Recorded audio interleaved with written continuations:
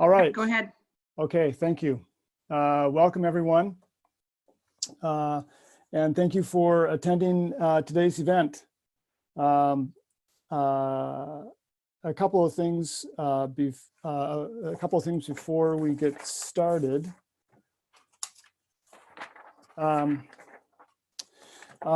My name is Tim Sandry, and you've probably all gotten several emails from me over the last month or so. Diane and I from Great Plains Institute will be your mistress and master of ceremonies for today's event. And I want to welcome you all to our virtual gathering. The turnout here is pretty amazing. In the past couple of years, we've had this event and we've, in person, and we've had 50 to 60 people turn out. For this year's webinar, we had 93 or 96 registrations as of yesterday. In fact, we're a little worried because the license we're using only allows 100 participants. So hopefully we will not exceed that. But if we do, we are recording the event and we'll get that up, posted sometime early in the week so that those that did miss it can listen to it as well. As many of you know, the previous two events we've had, they've been in person, we've had breakout groups, we've had networking opportunities in addition to presentations, and an opportunity for people to get to know each other. And we had intended to do that format again this year, but then the coronavirus happened and it caused us to regroup. So after input from many of you and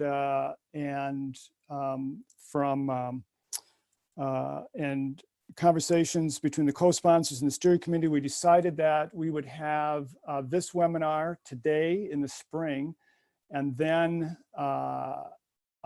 this fall, depending upon circumstances, potentially plan to have an in-person event where we could enable, to have conversations, face-to-face conversations where people can exchange information and ideas and get to know each other and so on.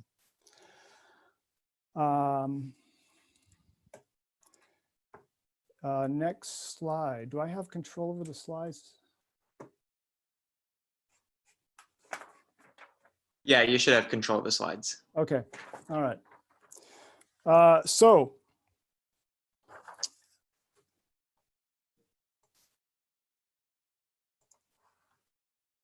I don't seem to. There we go. Okay.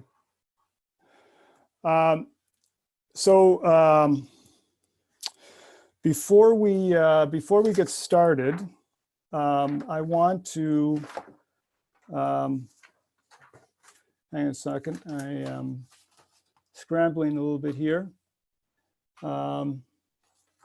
Before we get started, I want to acknowledge the folks that make this happen. This event is a collaboration between the co-sponsors, which are listed here, as well as a group of folks which are the steering committee. And if it wasn't for the work of these two groups and the collaboration, this event would not happen. The way this works is that the steering team comes up with the focus and the agenda for the event, and the co-sponsors provide input, logistical support, and financial support as needed. So if we were gathered together, I'd ask you to give the co-sponsors a round of applause. Short of that, give them a virtual round of applause. Okay. So the steering committee is made up of commissioners from cities around Minnesota. This is this year's steering committee. and they're the ones that came up with the focus of today's event and also the overall agenda. We will be, this is a very critical group of people, and critical decisions are made by this group. And this fall, we'll send out a note to everyone who's participating today or who registered for today to ask them if they'd be willing to participate on the steering committee for 2021. It is not a huge time commitment. This year, we got everything completed in 5 one-hour Saturday meetings. But it is a very critical function. So I'd invite you to, when you get that request, invite you to think about signing up and helping to plan for next year's event. So a couple of notes about the technology. As you know, your cameras and microphones are disabled. Cameras and microphones for the speakers will be enabled when it's time for them to speak. There'll be a question and answer period following each panel presentation. And so to, as it says there, ask, put your question in the chat box and make sure that it's to everyone. Otherwise, we may not see your question. And so then during the question and answer period, I will ask the questions to the speaker, to the panelists.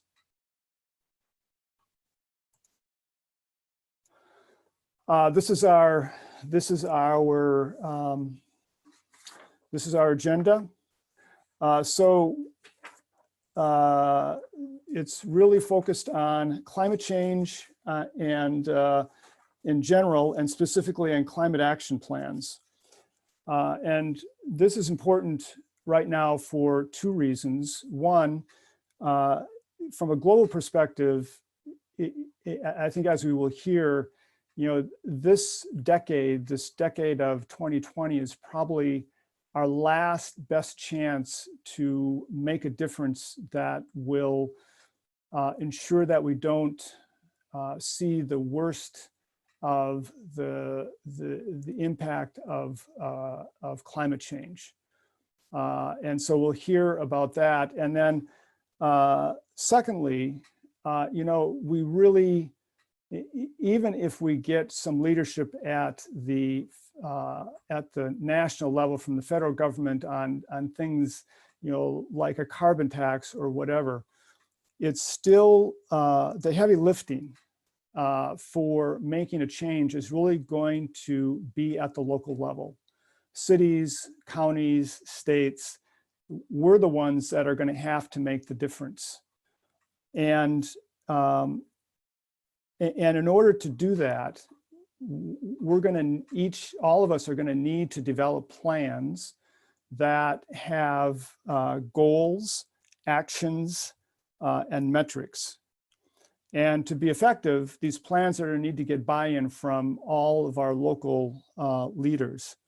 So the conversation today about climate action plans are very appropriate and timely because, and especially right now, I think it's going to be really hard for us to get much attention from the community on initiatives because people are worried about getting sick.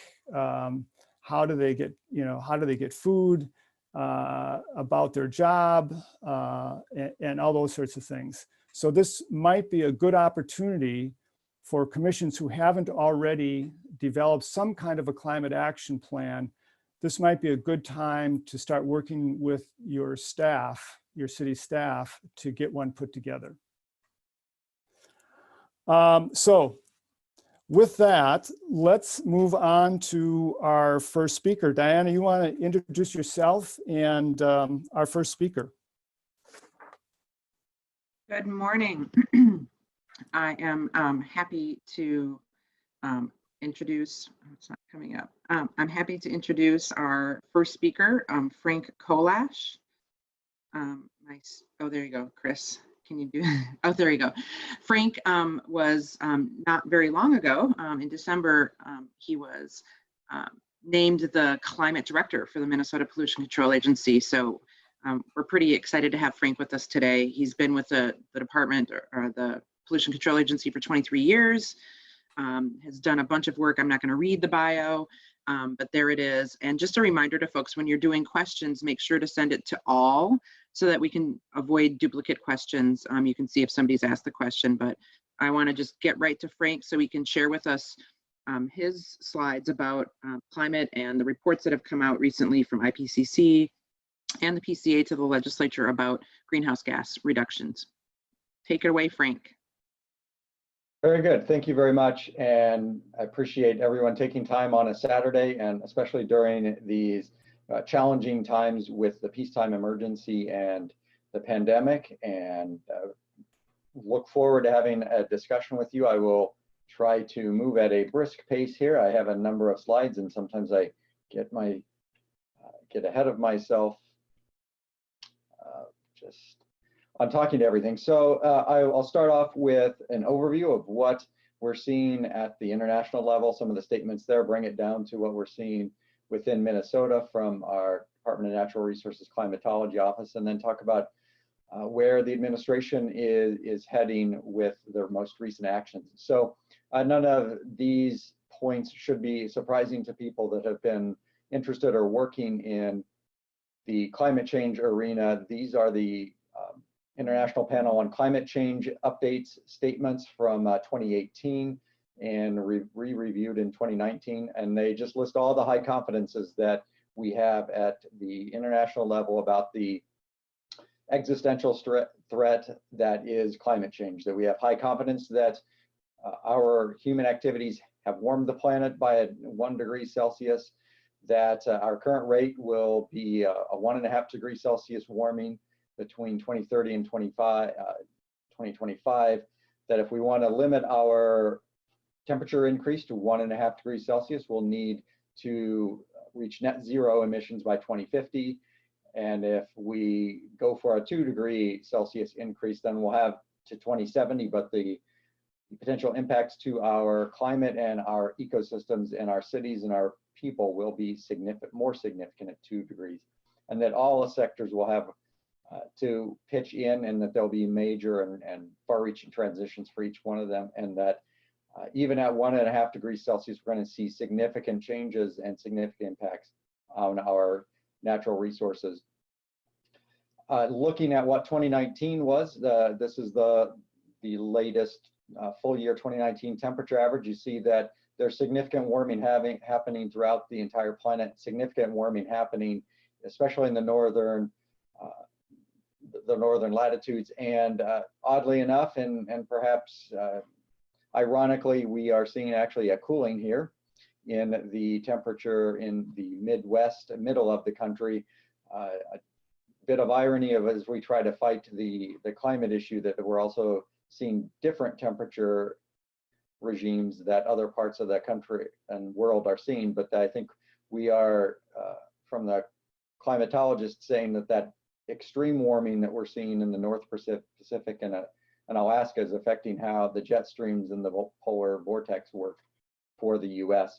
And then another indicator of what we're seeing with some of the significant changes in the northern latitudes is the extent of sea ice over the last 1,500 years, and just a significant and dramatic drop in sea ice extent in the last few hundred years. And now seeing that there is not much ice that is there permanently, and it is moving, that much less ice that just forms each year, and it has to form each year. Now, as I gave this presentation before, was told that I needed to give some relief in some of these presentations. So there's a picture of my dog wearing his Chewbacca outfit to give us something to lighten the mood a little bit. But moving on to what the US National Climate Assessment has been looking at, and they're looking at the US programs, and they produce a report in late 2018, and they also have a Midwest report for that. So I just grabbed some excerpts from that, but we're expected to see the largest temperature increases in the US in the northern latitudes. We'll see the largest sea level increase in the Gulf of Mexico. Without mitigation and adaptation, we're going to have significant costs to land and infrastructure that our current, or it's looking at the impacts both at two temperature regimes. One is a 2°C increase, and then upwards, if we do nothing, we could see up to a 6°C change in temperature, which would be catastrophic to the natural resources.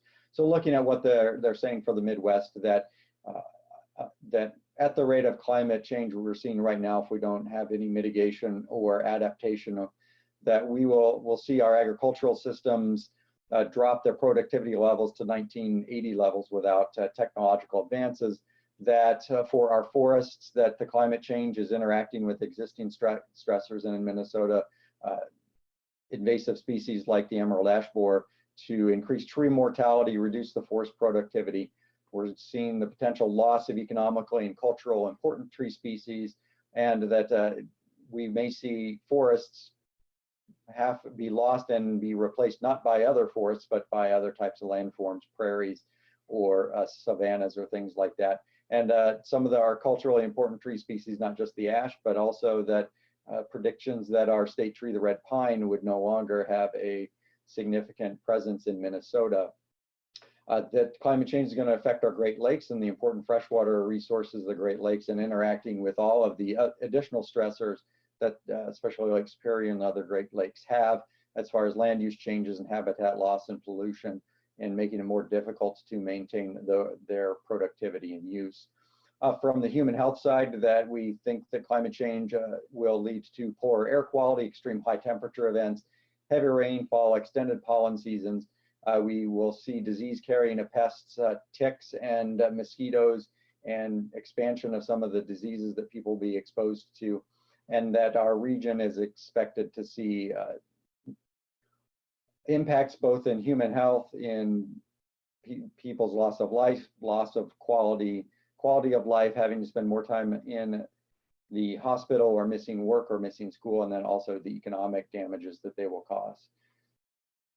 That on a city level and on a local infrastructure level, that adapting to climate change as we see it will projecting $500 million per year for urban stormwater systems alone, and that there are other infrastructure systems that will be impacted, but that's just one example that they're giving. And then finally, and then most importantly, that our at-risk communities, our under-resourced communities, our communities of color, our tribal communities are most vulnerable to climate impacts, and that they will be experiencing some of the most detrimental impacts and have the least amount of resources to respond to that change. And to note that environmental justice concerns that in those at-risk communities are not just a metro area issue, that our environmental justice criteria for the state includes tribal lands throughout the state, but also under-resourced communities and zip codes throughout the state, and other parts of the state that do have communities of color that are most at risk. And then looking at what the DNR climatology office is recording for Minnesota specific data, that these are all the factoids that they're putting out, that heavy rains are more common and intense than any other time on record. We're seeing increases of the 1-inch and 3-inch rains and heaviest rainfalls of the year. We have warmed by 2.9 degrees Fahrenheit since 1895. Top 10 combined warmest, wettest years on record have occurred in the last 12 years, and that winter is where we are seeing the most warming 13 times faster than summer. So again, with all that, take a little breath, look at some cute small animals. I did throw in the goat here just because I think they're a good competitor for cuteness on the animal scale. But now I'm going to turn attention to where we are at with greenhouse gas emission reductions in Minnesota. In 2007, the Next Generation Energy Act was adopted, and it included reduction goals for the state with a 15% reduction target for 2015, a 30% reduction by 2025 and a 80% reduction by 2050 with a 2005 baseline. In 2019, we produced our most recent biennial report, and we showed that we did not make the 2015 goal.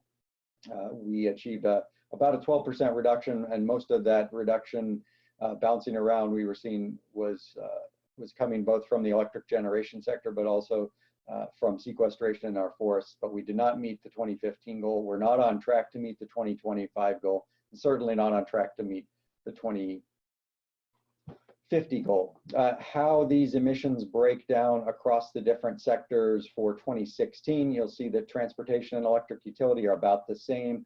The electric utility pie here includes imported electricity. So if we remove the imported electricity, transportation is clearly the highest source. But right now, transportation by a few thousand tons is our largest emitting sector now compared to electricity in Minnesota. That the agricultural and forestry are 22%, then we get down to the smaller sources within Minnesota for 2016. And then looking at, I'm not sure exactly what happened there. I must have clicked on an exit button. Can someone bring up the presentation, or I can share my screen if necessary? Chris will take care of it.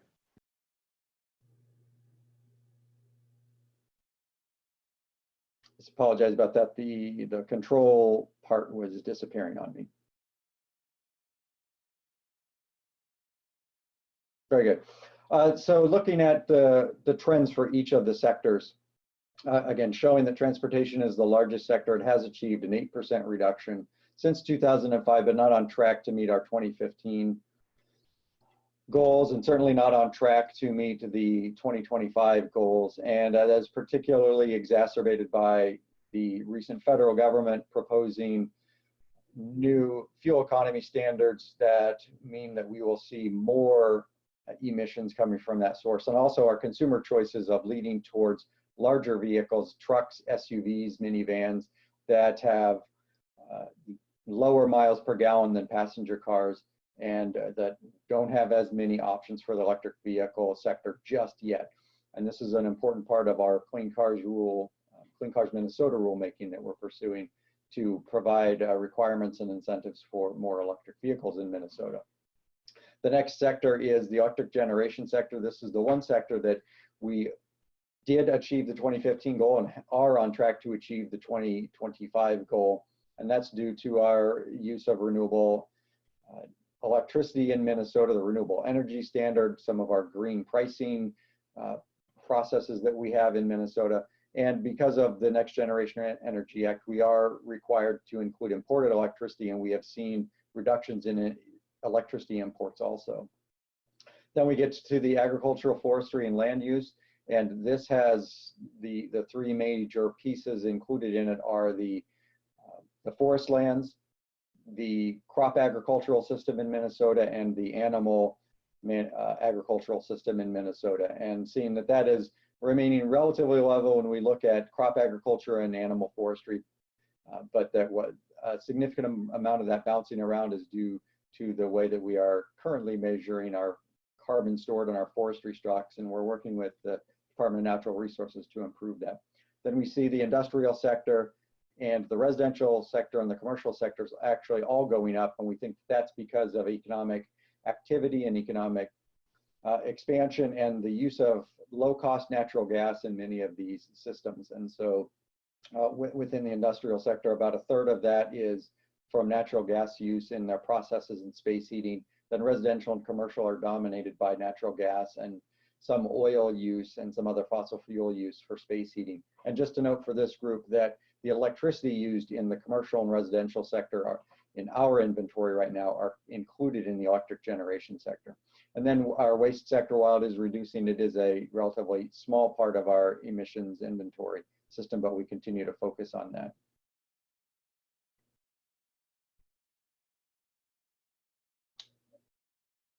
Chris, if you could advance the slide, the controls are not coming, thank you. Looking at our electric generation system and just showing while we are in thank you. In a good spot relative to 2015 and 2025, but it may outline some challenges beyond 2025 without additional work. That we've seen significant increases in renewable energy generation in Minnesota, but we're also seeing increases in the recent years with natural gas. And while it is generally cleaner than coal, though there are some life cycle concerns that we would have with methane leakage in the pipelines, we are seeing renewable and natural gas being competing with each other. And we are seeing significant reductions in coal generation in Minnesota, and that's also influenced by Xcel Energy's proposals for an 80% greenhouse gas emission reduction from their network by 2030 and a retirement of all their coal generation by 2030. That would be a significant reduction, but we are seeing the challenges of cheap natural gas competing with renewables, which are also low cost, but the natural gas has some of the advantages of the on-demand use. And then also embedded within this are the discussions that go into how can we achieve greater renewable energy penetration and the impacts on the grid and the investments. If you could advance to the next slide.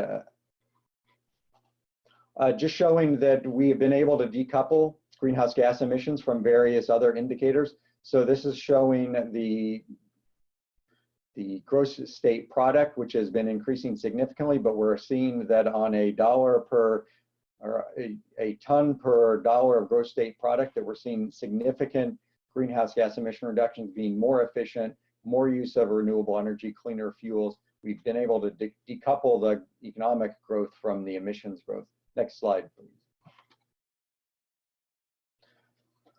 And then another decoupling is that we're able to grow our population and also see emission reductions on a ton per capita basis. So we're seeing that decoupling of the systems and our ability to not impact our economy or our ability to grow population while we're also becoming a cleaner state and reducing our greenhouse gas emissions. Next slide.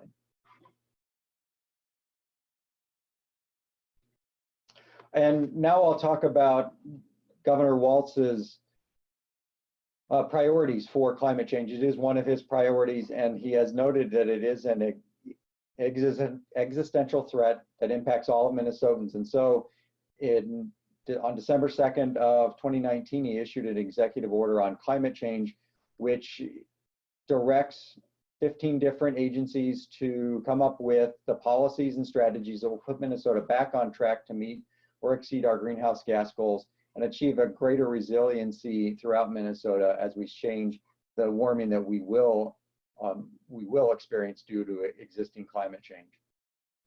And so the executive order creates three primary bodies of work that are directed for the Pollution Control Agency, and a major part of the work that I'm focusing on, and that is establishes a climate subcabinet of 15 agencies, departments, boards, and other state entities to come together to identify those strategies and those policies that will put us back on board, back on track for our Next Generation Energy Act, and also look to protect the disproportionately impacted, disadvantaged communities and address the adaptation and resiliency that we will need to address the climate change that's already built in.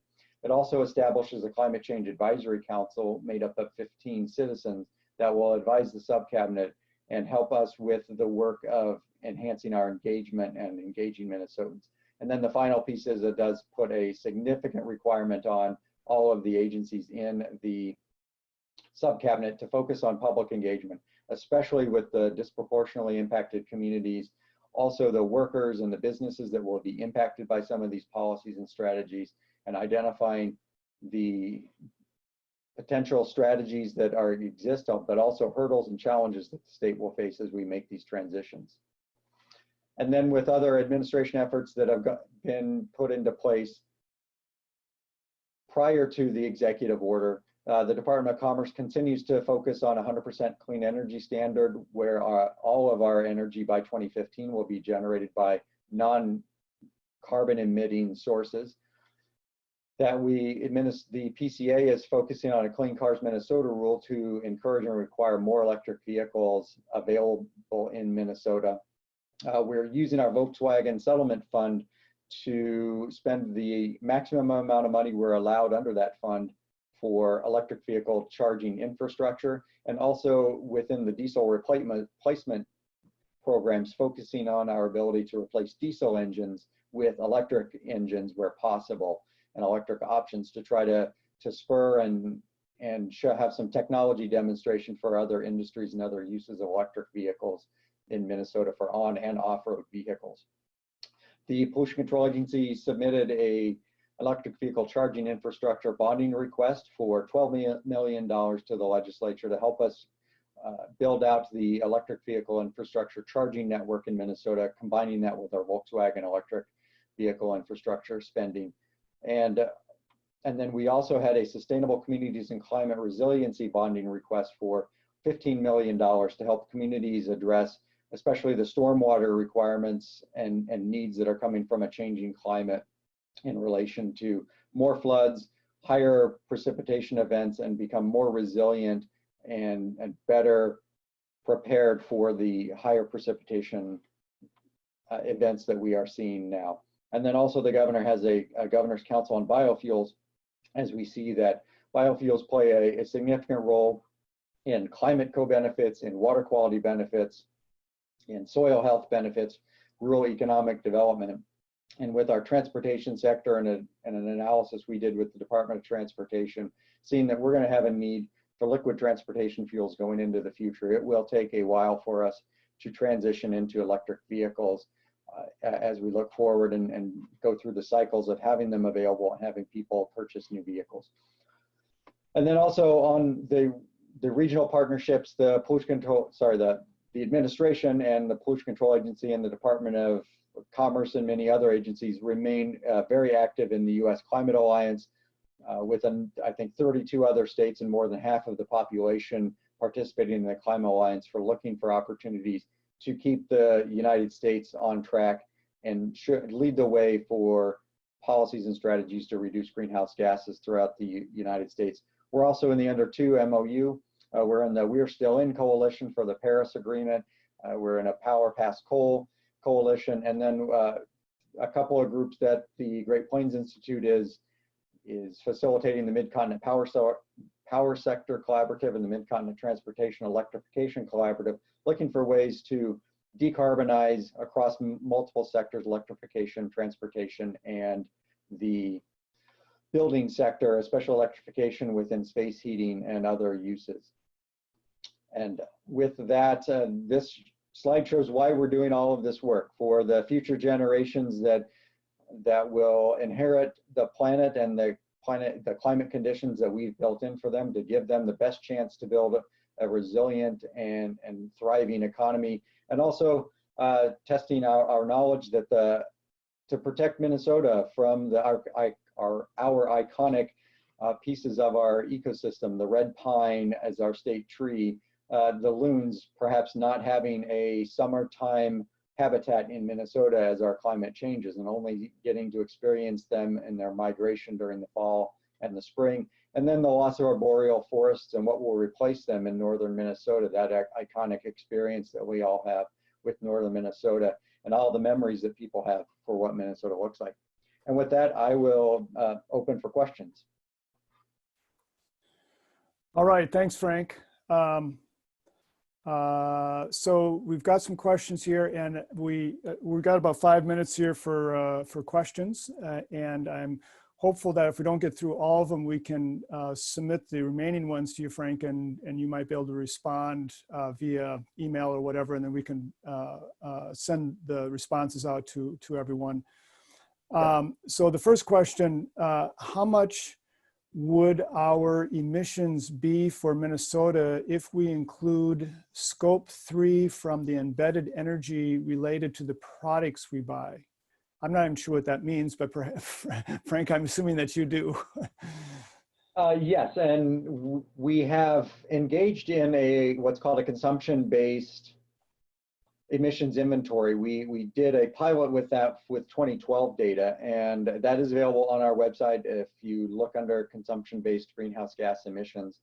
And it doesn't, I'm trying to remember the exact numbers. It's been a little bit since I've looked at that.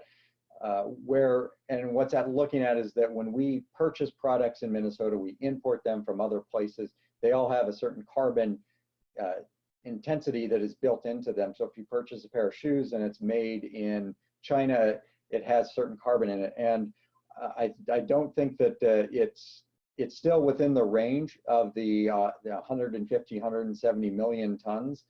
And it just, whether we would add it on to our in-state generation or how it complements that, that's a little bit more of a complex question, but we have done that. And as we look forward, and that's an interesting question, that we're going to look for resources to be able to recreate that consumption-based emissions inventory, because it does complement then the source-based or the geographically based emissions inventory. All right, thank you. So the question, the global image that you had up there shows that there is cooling in the Midwest. And so how is it that the trajectory is that we will see the largest temperature increases in the northern latitude, including Minnesota? Those seem to be contradictory. Yes, and some of that, when we look at an individual year, certainly in 2019, 2018, because of this significant warming that's happening in the northern Pacific Ocean and in Alaska, it's affecting the way the jet stream is reacting, and it's affecting the way that the polar vortex is also warming and losing some of its contained piece. So looking at just 2019, that's just 1 year. It's part of the climate record. But as we look at it over a longer period, we are seeing that that is increasing. So how long those 1 year variations are happening, I think that's the big question, and that it's with climate change that you do see some of these impacts that are happening, where significant warming in one place causes something else to happen with the weather and some of the climate in the other areas.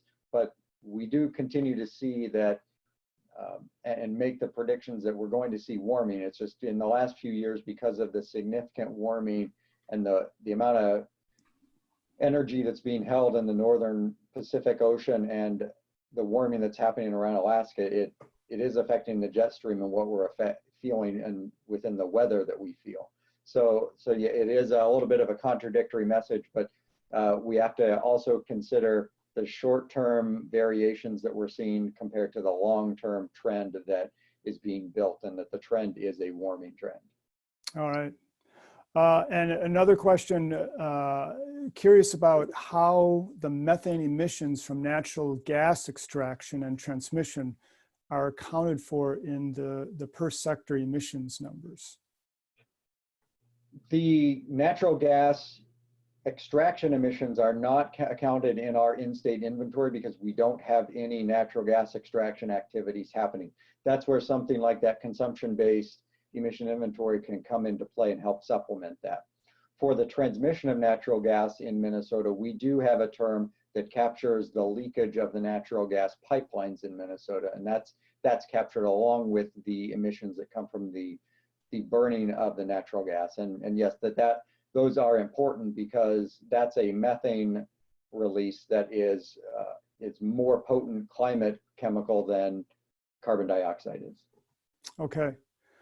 You know, something in terms of closer to, you know, what this group is probably focused on, because we are focused on our, you know, individual cities and what we can do and promote within our individual, you know, municipalities. And I'm curious as to, from your perspective, where's the big bang for the buck? In other words, what are the things that we should be focused on? Because we have limited resources to do this. What are the things that should we be focused on that will give us the biggest return in terms of carbon reduction? Any thoughts about that? The biggest bang for the buck. Well, I think that, part of that I can answer that and maybe wiggle my way out of it by saying, depending on where you are at, and so speaking at a city level, the cities are going to have for mitigation standpoint, really two very large pillars, and that is in the building sector. That is going to be one of our more difficult sectors because natural gas is a very typical fuel used for space heating in Minnesota and for water heating in Minnesota. And those are individual decisions that are made by people who are building houses or are living in a house and having to decide on what kinds of devices they will use for their heating and their water heating. And from a state level, from a national level, that's difficult to get at. The national level can look at the efficiencies of some of these.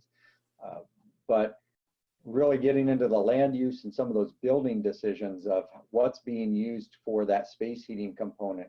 And what's really important there is that those decisions sometimes only appear once every 10 or 15 years.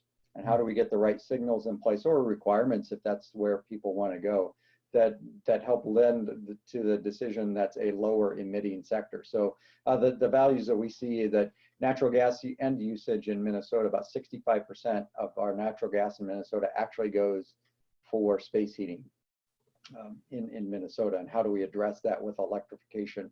The other thing that within cities looking at are how to make other modes of transportation easier, so that we're not reliant on internal combustion vehicles, making cities more friendly for electric vehicles, but then also the other forms of transportation, biking, walking, transit. Those would be some really important pieces to focus on. All right. And one last question before then we do have to move on. As I said, we'll collect the questions, and for those that we weren't able to ask, we can send them off. And Frank, as you have time, if you could, provide some quick responses to those, and we can distribute those, that'd be great. How does the new rule published by the Trump administration this week on vehicle energy efficiency standards, how will that affect the Clean Cars Minnesota rule? What it points out is the importance of state actions and state leadership in any efforts to reduce the greenhouse gas emissions from the transportation sector. It is a significant step back from the rules that were proposed or adopted in 2012.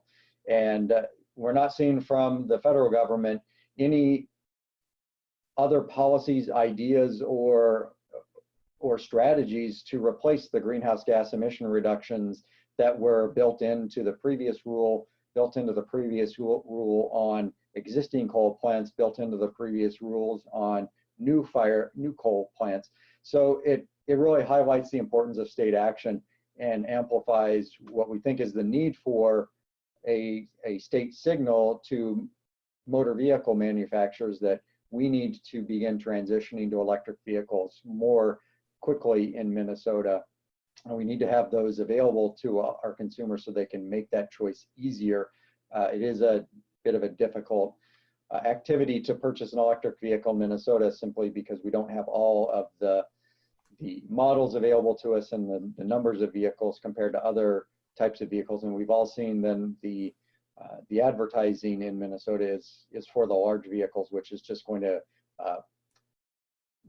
create a likely increase in our emissions if we don't change our ways and look for different ways to move ourselves around.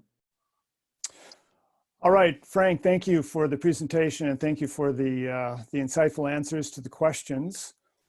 And keep up the good work. Very good. Thank you very much. I look forward to the rest of the presentations. Thank you. Diana, you want to introduce our next speaker?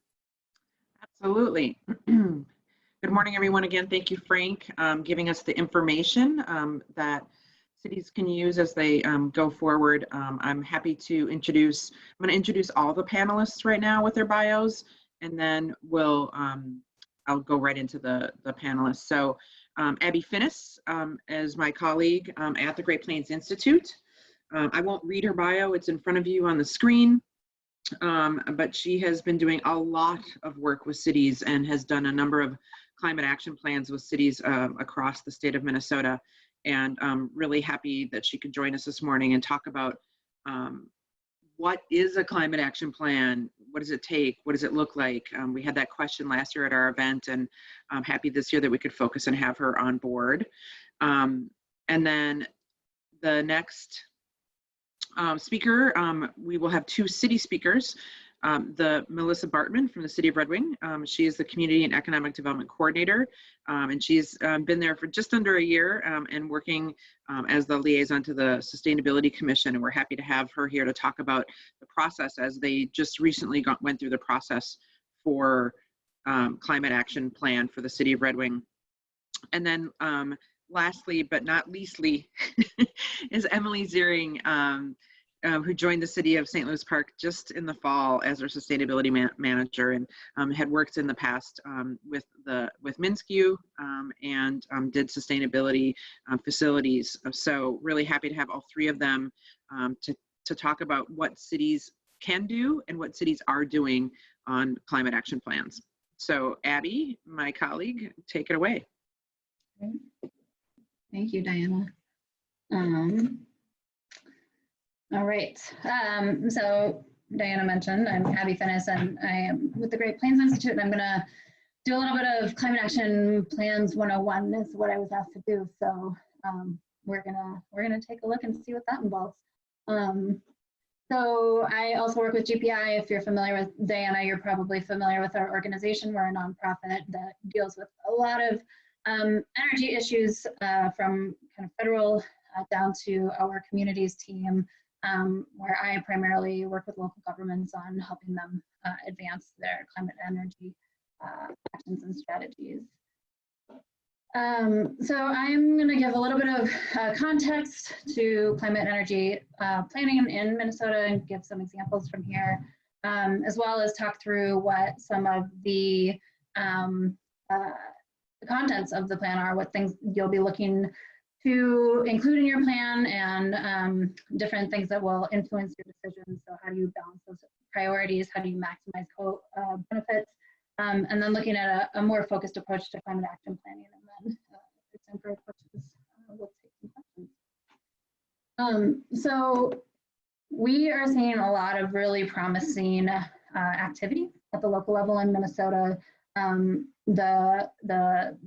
The most recent round of comprehensive plan updates were just completed, and council staff have been reviewing them specifically for different elements of climate, of energy, resilience, those types of things. And so, you know, they found these numbers where 117 of the plans are including solar requirements, 36 have a resilience chapter that wasn't there before. 26 communities have achieved Soul Smart designation. 31 and 32, there might be some overlap in the communities that want to do an energy or climate plan, and 55 are participants in the GreenStep Cities program, and that actually may have increased as more cities are continuing to join that program. And you know what this really demonstrates is maybe it doesn't feel like a lot of communities, 31, 32, but this is essentially up from 0 in the last round of planning. And so it's really, it's great to see these numbers on the rise and more interest in this. And here's just a few examples of some of the cities that have passed a climate or energy plan in their community, and the different goals that they've included. So you can kind of see that the goals are a little bit different from one city to the next. Maybe you want to be carbon neutral by some year. Some of the years are 2040, some are 2050. So it varies a little bit, and largely it's rooted in the goals that are set by the science, by the IPCC, and then cities that want to be more aggressive than that. And so that's kind of the baseline parameter where cities are starting from. They're also setting some strong renewable and solar goals within their communities to try to advance that work as well. I think this part is really important. What drives climate action plans to happen in communities? Who are those champions? Who's making this go? Because it doesn't just happen on its own. So I just pulled from these examples that I'm familiar with Northfield, is really driven by passionate community members for a long time. And they were the ones who not only drove the city to agreeing to do a plan, but also were largely involved in developing the plan. St. Louis Park and Grand Marais saw youth who came to city council and basically demanded, please do something around climate action planning, and the city councils responded and put together plans. And St. Paul was, while a lot of residents also are engaged in wanting the city to do a climate action plan, the staff and the elected officials were also on board. And really, all of these communities have a combination of these elements. It's just who those initial kind of drivers and catalysts are. There's a number of considerations. So once your community decides that they want to do more on climate action planning, you can complete a climate action plan. You can look at these various resources. Maybe your city can't fully put together a climate action plan, but you want to put together, you want to implement some of those bigger ticket actions, or just to get the ball rolling, some of the smaller ones. So GreenStep Cities has a number of best practices that will support emissions reductions. The Met Council is in the process of developing tools and resources for cities to utilize to implement climate action. And then the regional indicators and the local government project for energy planning, LOGOPEP, has also put together some resources and tools to help cities. And then I'll talk a little bit about climate action work plans, and then I think Melissa will talk about that a little bit as well. When you're starting to get going on a plan, some of the things that you'll want to consider about, and Sean is mentioning Partners in Energy, he's right. Partners in Energy, for those of you in Xcel Energy territory, is also a really great place to start for energy action plans. But when you get going on a plan, some of the things that you're going to want to consider are a time frame. What are you looking at? Are you looking out 20, 30 years?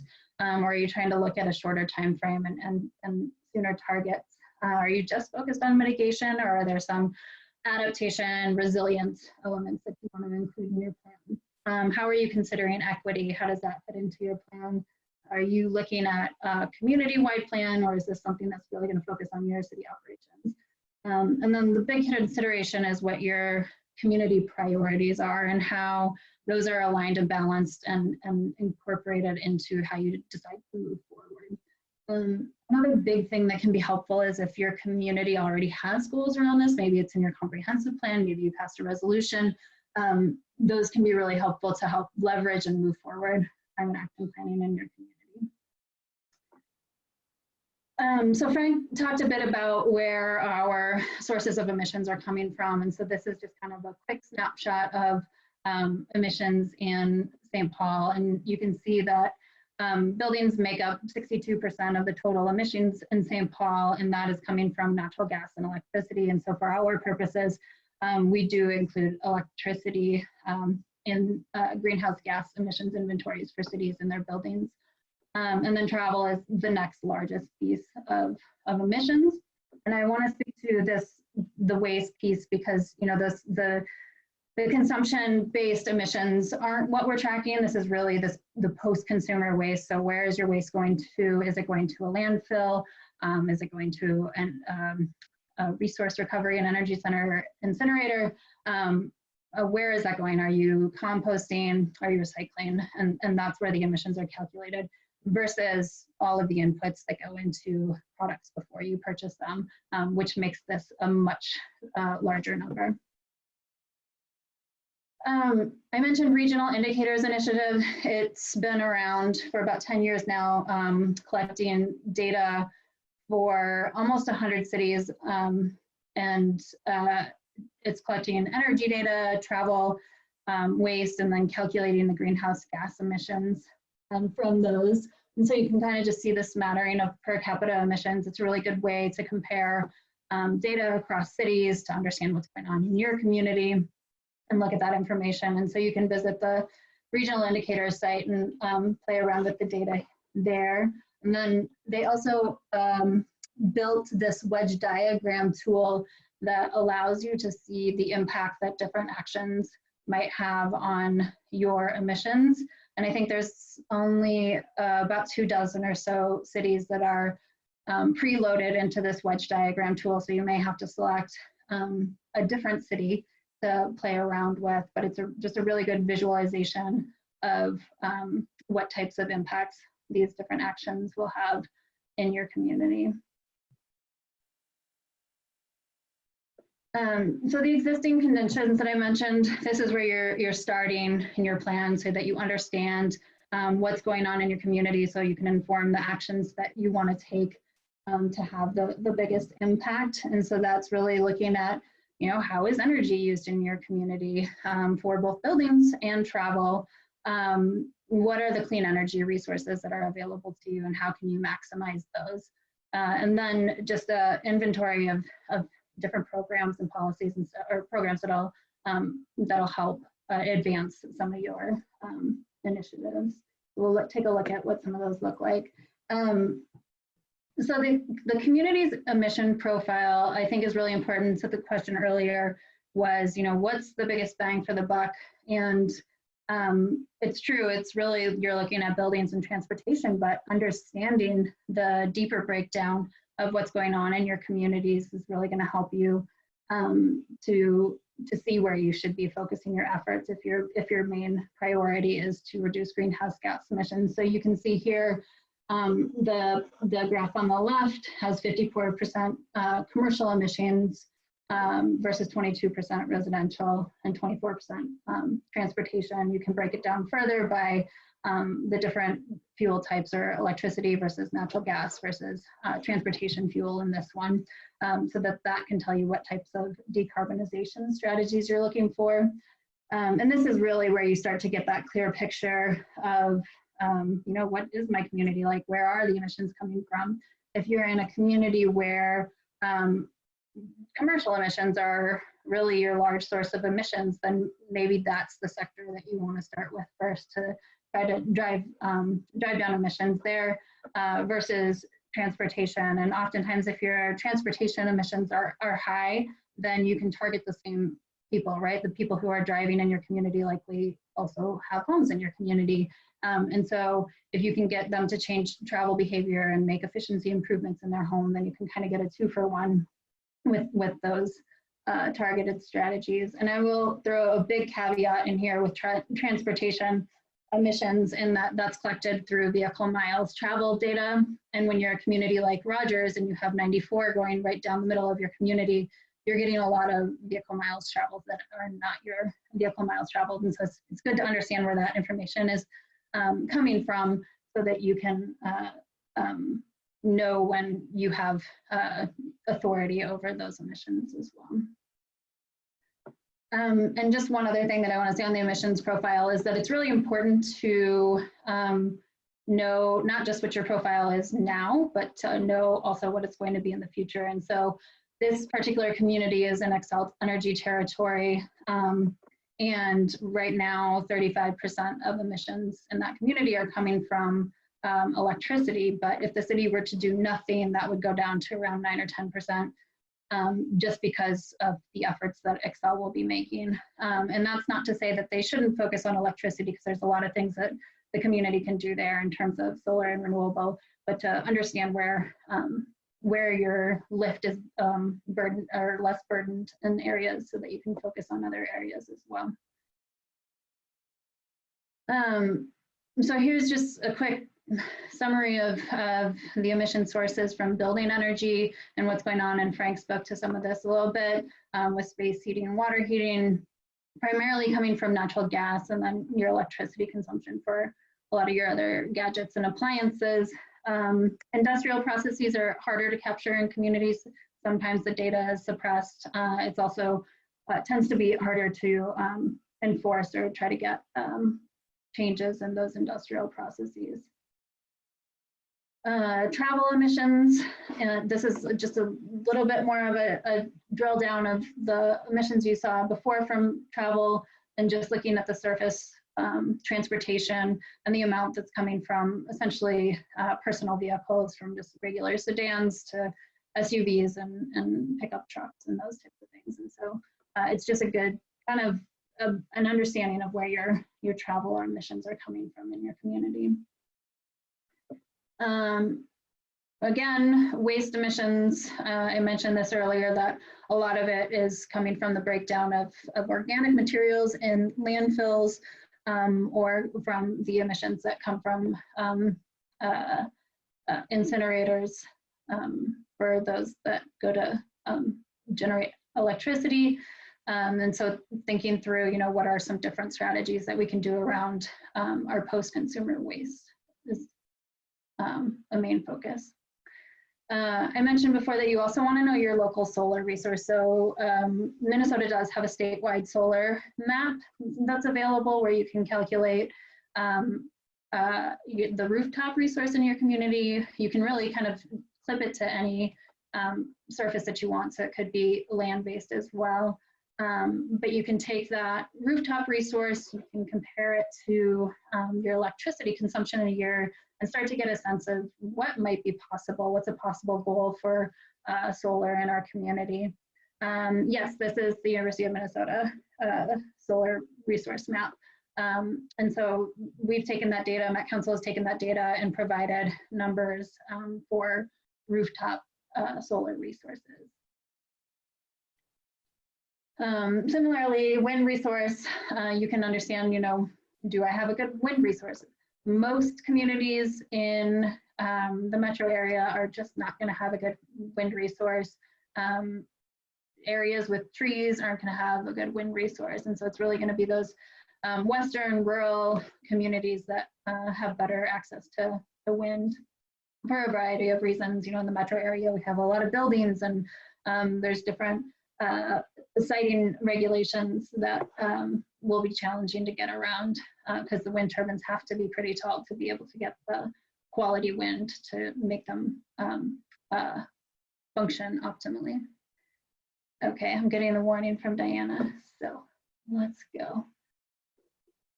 Now my computer wants to freeze. All right, so opportunities for travel. Again, you're going to want to get folks out of cars. There's a number of different travel strategies that are included here.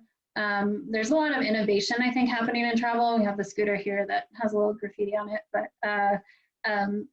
there's a lot of things that are coming down that might be game changers for travel. Waste, there's opportunities to better utilize our waste, especially our organic materials, anaerobic digesters, composting to improve soil is another use for that. And then this is, I believe, well, it doesn't matter. I believe it's solar, oh yeah, the solar on capped landfill. I think this is Hutchinson is what I was trying to remember. But when you have those brown fields, you can utilize them with solar opportunities as well. So looking for those different opportunities and co-benefits from different strategies. And then this one just kind of distills that. You may have heard of different high impact actions, and maybe there's 15 or 20 high impact actions on a list, and it might feel overwhelming. But if you want to distill it down to, well, buildings, how do we decarbonize them? We need energy efficiency, fuel switching strategies, decarbonize our electricity, so more renewables, and then advanced thermal strategies. I shared the anaerobic digesters before, so how do you capture some of that power and heat from those types of technologies? And then travel is mode shift, so getting people out of their cars and using different forms of transportation. Vehicle electrification is, I think, maybe the most popular right now.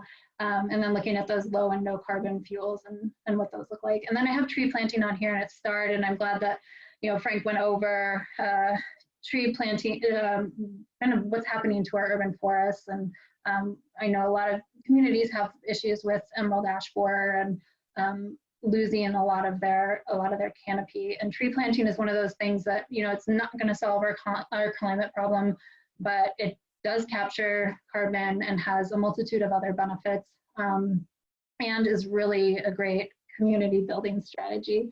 So when you're thinking about this, you really want to balance those priorities. What are the local priorities and outcomes that you want to see, and what are some of the global? So it's going to be a balance of kind of high impact on emissions versus things that might be lower impact, but they have a lot of community benefits in terms of economic money in your pocket or jobs building, equity benefits, those types of things.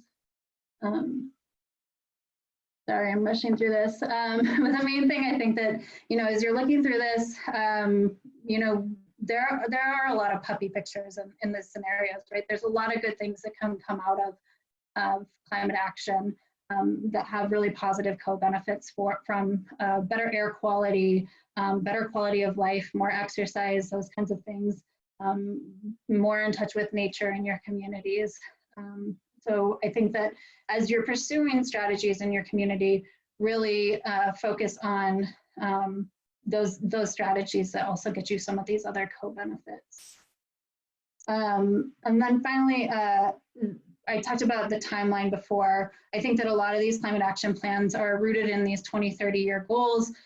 They have a whole inventory of actions and can feel really overwhelming to communities. And so I want to kind of throw out this idea of these climate action work plans that are really focused on near term. What can we do in 5 years? How do we get started?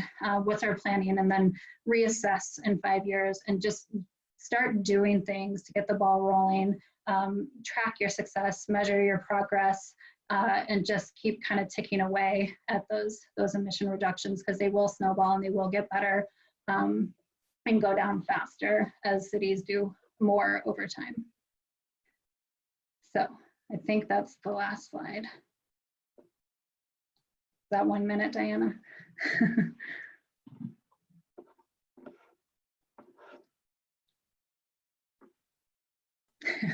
All right, Diana, you want to introduce our next speakers? Yep. So our next speaker is Melissa Baartman, who has been just for under a year with the City of Red Wing. So Melissa, why don't you talk about the process you guys went through for your recent climate action plan? Very good. Thank you. So as Diana said, I'm Melissa Baartman with the City of Red Wing, and today I'm going to talk about the process that the city took to create a climate action work plan. All right.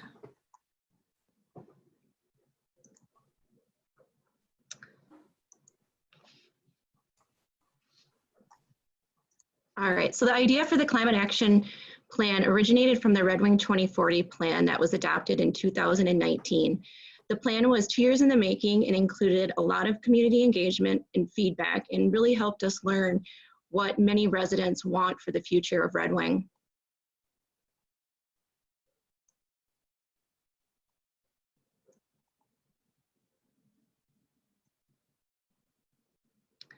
So as a result of the plan, one of the things we discovered was that the community is really in support of Red Wing's efforts to become more sustainable, and specifically, many residents think that climate change should be recognized by the city in its actions and its policies.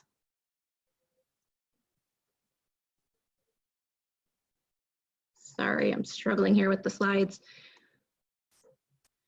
So this feedback also helps shape the goals and strategies and actions that are laid out in the environmental chapter of the Red Wing 2040. So as you can see, establishing a climate action plan is the first goal listed in the 2040 plan.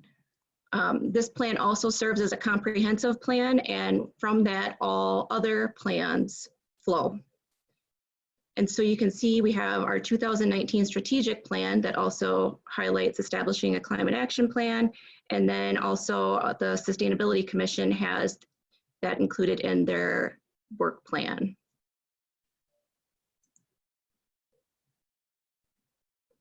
So who was involved and who were the champions? So the people involved in creating the plan included the Sustainability Commission and the City Council. Both approved the development of the plan and also funding of it. The Sustainability Commission also has a City Council staff or a City Council liaison who attends all of our commission meetings and provides an update on what the Sustainability Commission is working on. And he did a really great job of kind of planting the seed that the climate action plan was in the works and that it was going to be presented to them and that he was in support of it. And he really was a champion for getting it done.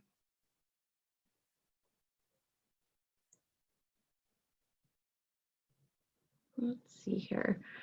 And so the timeline from the beginning, which we started back in the summer of 2019, that was really when we were just researching climate action plans, until the end when we had City Council approve the funds and the contract with Great Plains Institute, was right around 7 months.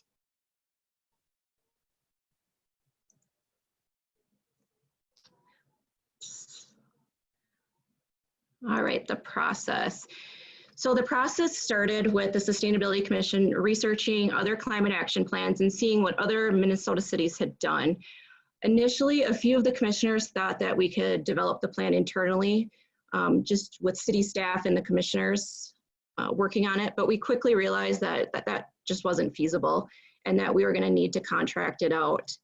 So the next thing we did was we worked through some of the barriers. The biggest barrier that we were faced with was that we didn't have any funds budgeted for a plan, and that the average full-scale plan cost between $40,000 to $70,000.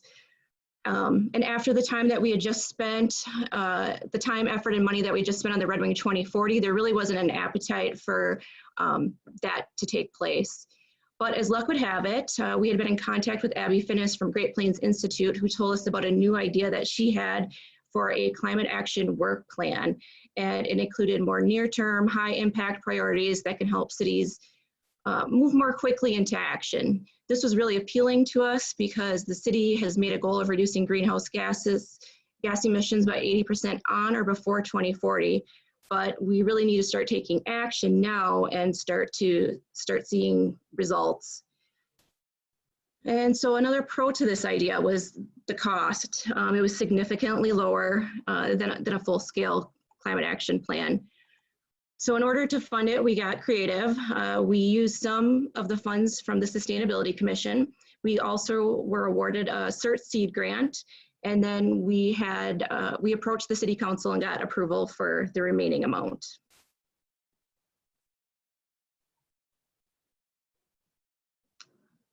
And then in regards to equity, for this process, we really didn't touch on that. Moving forward, once we start actually working on the climate action plan, I think that we'll be able to include some of that, and that might look like the weatherization assistance program or the Excel Energy Income Qualified Home Energy Program.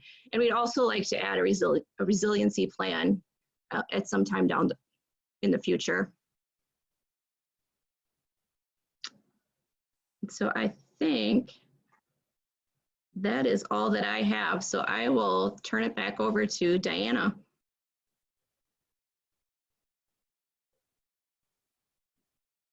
Thank you. So our next speaker is Emily Ziring with the City of St. Louis Park. And they were one of the first cities that passed us a climate action plan, a pretty strong one that has become the kind of the bar, I feel like. So Emily, why don't you take it away?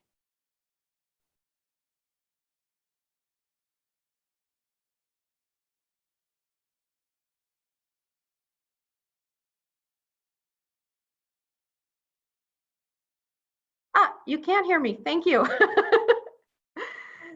Thanks, everyone. Thanks, Diana.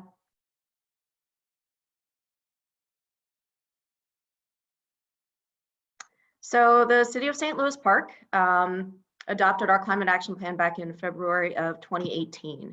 And I'm just going to provide a little bit of context around that before I get into the implementation, because I think it's going to be kind of important to understand what our goals are before I talk about how we're going to implement them. So the climate action plan was developed and adopted just over 2 years ago at the urging of a lot of our local high schoolers, which Abby mentioned earlier, as well as our Environment and Sustainability Commission, and hopefully a few of those members are on this call this morning. The plan calls for carbon neutrality community-wide by 2040. So what's in it? And I'm just going to speed through this. So it's a 22-year plan, now down to about 20 years, of course. It begins with 3 different Kickstart projects, 7 midterm goals, and then a bunch of advanced strategies. So the 3 Kickstart projects that led off the plan, first was a youth-led outreach project to a lot of our commercial and industrial businesses. We also built a climate action resource hub, which I'll show a screenshot of a little bit later on. And then an effort to expand public electric vehicle chargers citywide. Our plan calls for 7 different midterm goals to be reached by 2030. And the initial focus of our implementation is on those first 5 goals, because obviously that makes up almost about half of the emissions reductions that we're going to be able to reach by 2030 if we can hit all those first 5 goals. So that's mostly what I'll be talking about today. The advanced strategies are things that we're planning on looking at after 2030. So those are things like looking at thermal energy grids, fuel switching, potentially carbon offsets, and different emerging technologies, things like that. And combined, the goal is for all of these things to get us to carbon neutrality again by 2040. So now diving right into the implementation. I'm going to divide our implementation plan into these 3 different buckets, just for simplicity's sake. We'll talk about internal projects, resources and events, and then our policy. So first, here's a quick screen grab of our implementation tracking tool. We use this to track our progress against all the initiatives that we've listed in our climate action plan. I think it's pretty fun to look at with all the rainbow of colors, and it kind of makes our spreadsheet a little bit less daunting. Getting to our first internal project. And I'll just stop and mention that the first 2 years of this plan really focused primarily on internal projects. I'm really grateful to my predecessor, Shannon Pence, who really spearheaded a lot of these efforts and got us off to a great start on the plan. Beth, I just saw your question about what platform we're using for a tracking tool. This was developed by a consultant in 2019 before I came on board, and it's really just an enormous spreadsheet, Excel workbook. And we're just beginning to learn the nuances of it, but I mean, I'm joking about how colorful and fun it is, but when I learn it better, Chris or Beth, I'm happy to connect with you about that. So our first internal project was reaching 100% renewable energy operations. So for city operations, we are now 100% renewable. We have solar panels on 2 of our facilities, and we're about to be cutting the ribbon on our new nature center, which will also be not only powered with solar, but also 100%, or it's designed to be carbon neutral. So it has no, it's got heated by geothermal, it's got solar, it's got a lot of amazing features. So that hopefully if the timeline progresses as it's supposed to, the ribbon will be cut on that in mid-June. We also looked a lot at our electric vehicle fleet and what we could do to expand the use of public chargers. So we used funds from Xcel Energy to provide a fleet assessment using Fleet Karma. So that looked at which fleet vehicles we could replace potentially with electric, and we did go ahead and replace 2 of our vehicles. We also got a grant from the MPCA to replace a lot of our power tools, our gas-powered and diesel-powered power tools with electric tools. And we installed EV chargers in 2 of our public parking lots, with plans for additional chargers at the Nature Center next month. Moving on to resources and events. So as I mentioned, one of those 3 Kickstart projects was this resource hub, which we've called the Take Action site of our website. It includes a lot of actions that residents, businesses, and nonprofit organizations can take, as well as the solar suitability assessment tool that Abby mentioned earlier that Great Plains Institute helpfully put together. We also host quite a few events. This is something that our Environment and Sustainability Commission has really been great at doing, helping to be ambassadors for sustainability and for our climate action plan in the community. So our Roots and Shoots is our high school club within St. Louis Park High School. They've done a lot of events around electric vehicles and solar, as well as our Environment and Sustainability Commission. They held a ride and drive last year, and they've been great for getting people out to our programs like Solar Twin Cities, solar group purchasing programs, and other events. About a year ago, a little bit less than a year ago, City Council authorized additional resources to ramp up our external initiatives because we'd focused a lot on internal initiatives and they really wanted to expand the scope of the Climate Action Plan to start looking more outward. So a new division was created, the Sustainability Division, with 3 new positions. So that's the Sustainability Manager and 2 Sustainability Specialists. My predecessor resigned in July, and then all of the responsibilities were moved over to our Building and Energy Department because that really controls so much of what we do around the built environment. And our focus is really just to implement the Climate Action Plan. So around that time, we started to pass a bunch of ordinances. One of the first was the Efficient Building Benchmarking Ordinance. And I know that we've talked a lot about benchmarking with a lot of our cities in the metro area. But really, this is an effort to increase energy efficiency in large commercial and multifamily buildings as soon as possible, because you, of course, can't manage what you can't measure or what you don't measure. And so we're trying to encourage all these commercial industrial property owners and multifamily property owners to better understand their energy use through benchmarking that's due by June of every year. We also have an electric vehicle service equipment ordinance that was passed early last year. This was spearheaded by our community development department that requires a number of electric vehicle parking stalls depending on the new development that's going into the city. It also requires about 10% of the spaces that have to have electrical capacity, so conduit to support future electric vehicles. Finally, the program that I've been working on this year with staff is the Climate Champions program. So the goal of that it's an incentive-based program to increase energy efficiency and renewables across all different property types. And the idea is to package no or low-cost energy assessments and existing loan and rebate programs, plus a few new ones, into one new offering and publicize it really well to increase adoption. And further, we would recognize anyone who completed that assessment and take any one action as what we're calling a climate champion. I'm not gonna, excuse me, I'm not gonna read through this whole table, but this is kind of a snapshot of what we're looking at with incentive-based programs. And I really want to point out the column on the right, how we're really trying to look at everything around here with an equity lens as much as we can. So for instance, for homeowners that complete a home energy squad visit, we're going to look into doing larger city rebates for those homes that are in MPCA identified environmental justice areas of concern. So we want to be sure to look at equity throughout all of our incentive-based programs. So what are some of the challenges, aside from the pandemic completely derailing the rollout of this program, which was intended to go out this month?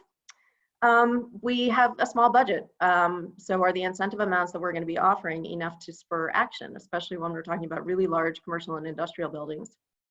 And installation of solar, which is still, obviously has come down a lot in price, but is still out of reach of many property owners. We are struggling with how we're going to be able to track results. We haven't even begun yet, but we understand that utility data privacy regs mean that we can't really get granular data around the results of these programs. So tracking how well people are taking advantage of these things is going to be something we'll have to figure out. And finally, equity. So whenever, as I mentioned, doing an incentive-based program, how do we distribute the funds equitably when our biggest carbon emitters may be our wealthiest property owners? So it's something we have to constantly be thinking about. And then in terms of next steps, we'll quickly wrap this up. So right now we're in the middle of the benchmarking ordinance implementation, because of course that's due June 1st. This Climate Champions program, we had intended to start with rolling it out to commercial and industrial property owners, followed by 1 to 4 unit residential properties. That timeline is a little bit in flux right now, just because of what's going on around the world. We're going to continue to lobby for an advanced building energy code, also called a stretch code, that I know that we've talked about quite a bit with this group, but I'm happy to talk about that more offline. And then transportation challenges. We have 2 new Southwest LRT stations going into St. Louis Park specifically. So how can we design transit-oriented development to really limit the use of single occupancy vehicles? And what else can we do around transportation, not just to electrify cars, but to get people out of their cars? How can we get them onto the buses? how can we get them to use, obviously, the bike trails and sidewalks to do more than just recreate. So, so that's some of our challenges. And that's what I have. Thank you. Okay, so time for questions and answers. We had planned to wrap up at 11:30. I think that you know, for those that you're able to stay, we'll go a few minutes longer, being that we got off to a little bit of a late start. So let's so let me just start off the questions with. And this is probably mostly for Abby, you know, so for those cities that are interested in looking at a climate action plan or something along the lines of a climate action plan, they're going to need help. Where do they go look for help, either for getting advice about what they need or for actually creating the plan itself?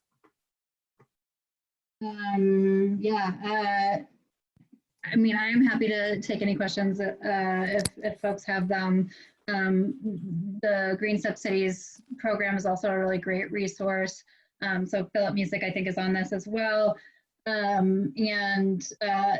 you're in the metro area, there's Met Council staff. And actually, the Met Council was supposed to have a meeting next week that got canceled, where they were going to share a lot of the resources that they've been developing over the last year. So they are working on developing data sets for every single community within the metro area, as well as some templates and fact sheets for what cities can do.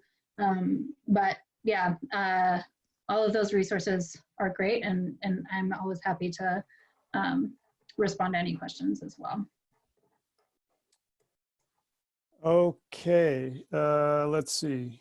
Oh, and the other thing, actually, where I would say is, you know, go to the cities that have done it as well. You know, Emily is a great resource. Melissa is a great resource. Beth Calistad is on this call as well. Go to those communities and really, you know, talk to your peers and get a sense of what they've done and how it's gone for them. I would say that's probably the best place to go. Okay.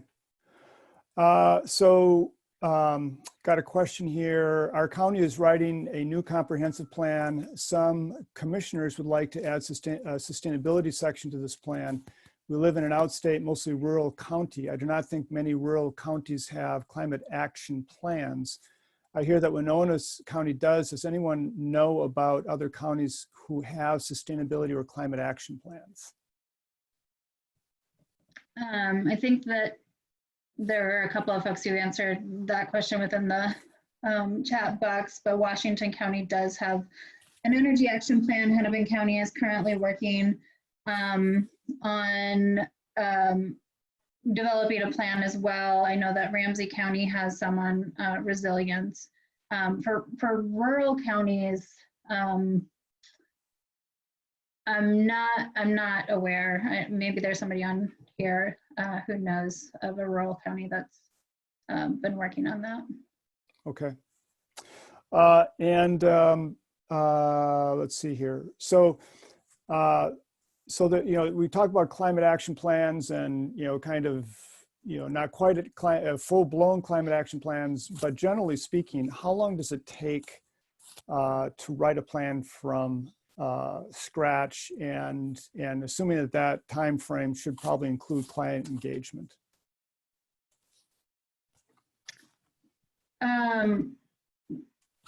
So I think that there's some variation in that. Most plans are likely going to take at least a year, in some cases longer. Some of the considerations are, you know, what does your community engagement look like? What is that process? That can make it longer. I think other things that tend to lengthen that timeline are elections. So maybe you have an administrative change like what happened in St. Paul. So their climate action plan was developed over 2 different administrations and took, you know, about 2 years or so to fully complete. The other thing is just getting on city council agendas. For St. Louis Park, It was delayed for a few months because there was a snowstorm on the day it was supposed to be adopted, and it was, I think, the first time they ever canceled a city council meeting. So those kinds of things can factor in just the timeline of getting things, but generally, you know, getting the data, community engagement, those can take much longer. And with the work plans, we really want to cut that down to be much more focused and compact timeline. So we're aiming for under 6 months for those. Okay. And Melissa and Emily, for your two plans, do you know how long it took to create those plans? I believe St. Louis Park's plan took about, I want to say about 16 to 18 months. Abby, you can correct me, but I'm pretty sure that was about the timeline. St. Louis Parks? Yes. So it was about a year, yeah, from the very beginning to the adoption. Okay. Yeah. Apologies. No I problem. must have been looking at the timeline from when the resolution was adopted to when the actual action plan was adopted. So, Oh, sure. Yeah. Okay. which was obviously a bit longer. Yeah. Sorry about that.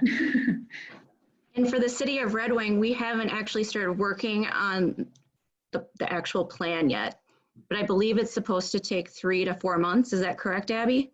Yeah. So we are, I mean, yes. And for example, it's a little slowed down because of the pandemic, right? And so, Yes. we were supposed to have had our first in-person meeting, but that didn't happen. So, so there's always, you know, things that can pop up that you're not aware of. All right, so another question here. From Jason, we have a new housing development going forward in our city.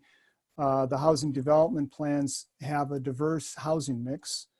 How can we ensure that these new housing developments are low or net zero emissions if current city laws / zoning don't have the tools to do that? That might be a tough question. Emily, do you want to talk about St. Louis Parks?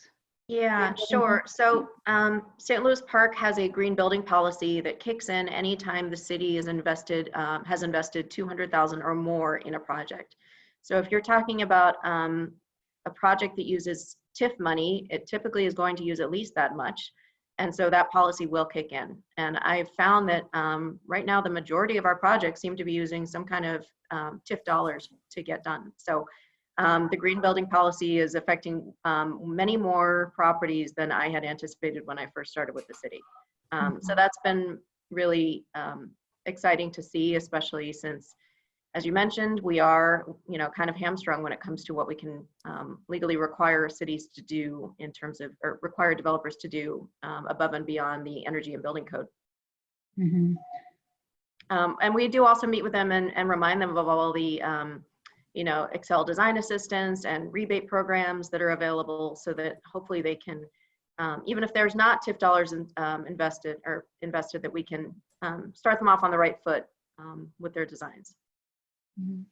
And Emily mentioned before that she's part of a group who are pushing for some changes at the legislative level to enable cities to have more advanced energy requirements for commercial buildings. Yeah, thank you, Abby. We're not sure that that's going to move forward this legislative year, but there's always next year. Seems unlikely. Yeah. Yep, sure does. Mm-hmm. And then perhaps our, excuse me, final question, excuse me. What is a resilience plan? How is that different than a climate action plan or not? Melissa, I thought you wrote a really nice description of it. So how about you go ahead and take that one? Yeah, I can't remember what I wrote. Oh, let's see if I can find it.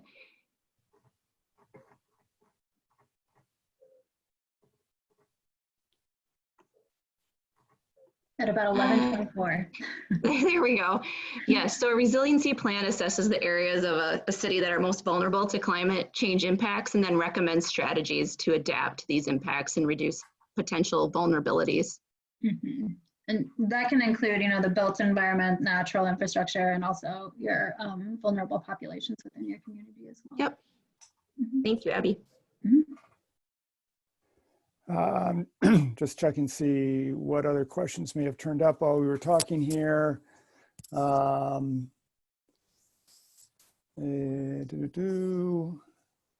Looks like there's a lot of information here. So, okay, so it looks like that's, I think we covered all the questions. So let's just, let's wrap up here for today. I want to thank everyone.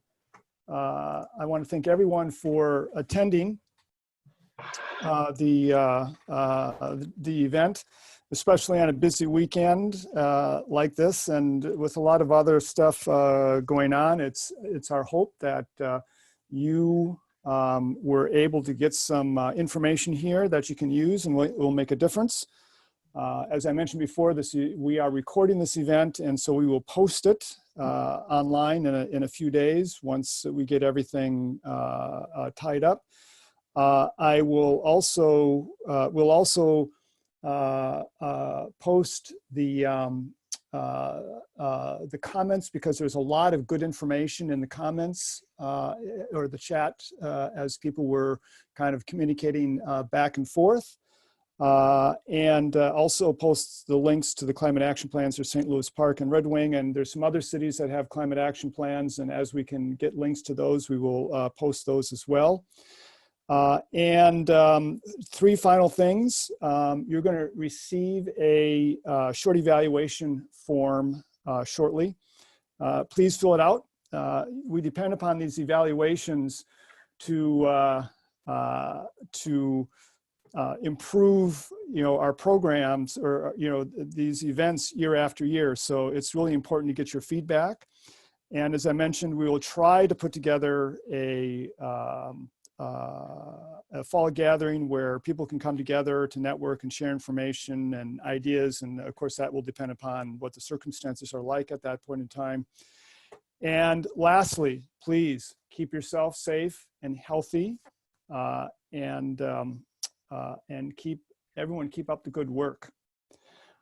So long, everyone. That's it. Have a great day. Thanks for attending. Thanks, Tim. Thank you, everyone. That was really great.